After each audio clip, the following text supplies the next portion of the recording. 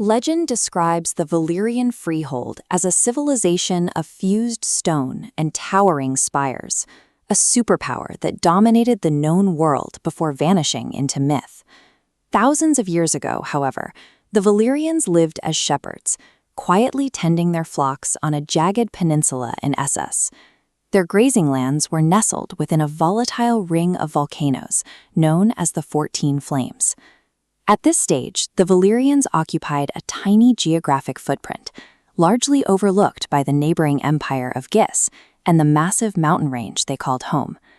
Deep within the molten caverns of the 14 Flames, the shepherds discovered dragons.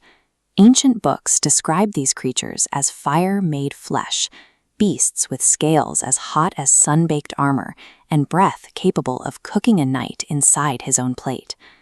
To control the beasts, the shepherds developed a craft rooted in blood and fire, using sorcerous horns and binding spells to tame what was previously untamable.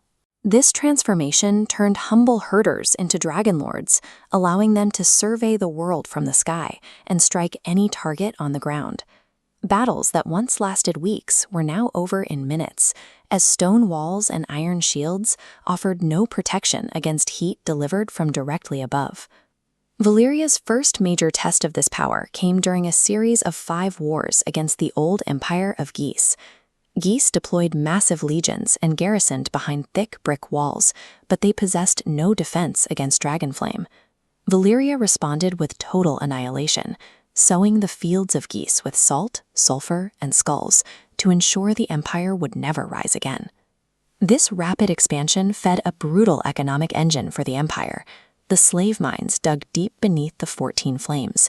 Slaves toiled in an oven stinking of brimstone, facing boiling rock and fireworms, monstrous tunneling creatures that left behind burnt and blackened corpses in the dark. The Freehold's beauty was propped up by a philosophy of reckless magic and the ruthless subjugation of thousands.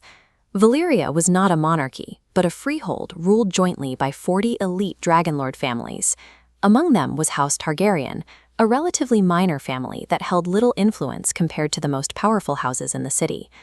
12 years before the end, Danis the Dreamer saw a prophetic vision of Valyria's total destruction. Her father, Aenar, believed her. He sold his lands and moved his family and dragons to a dreary outpost called Dragonstone. The other families mocked this retreat, viewing the move to such a remote island as pure cowardice. But that mockery was the only thing that kept the Targaryens alive, while the rest of their civilization sat on a ticking time bomb.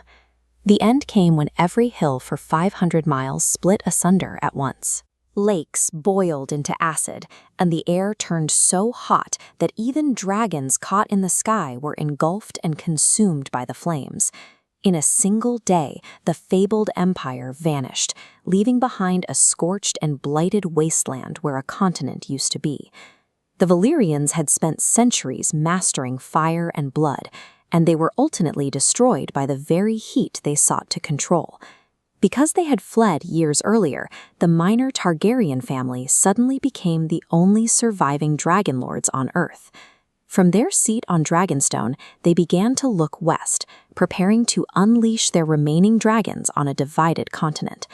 The death of Valyria was the catalyst that allowed a family of exiles to conquer the 7 kingdoms and forge the Iron Throne.